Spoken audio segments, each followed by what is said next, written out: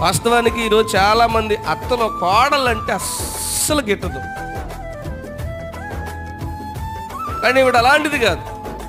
కోడలనే ప్రేమించింది, కూతురులాగా చూసుకుంది. దేవునికి స్తోత్రం. దేవుని నమ్ముకున్న బిడ్డలు, క్రైస్తవులు, క్రైస్తవ అత్తలు కుటుంబాల్లో మాదిరికరంగా ఉండాలి.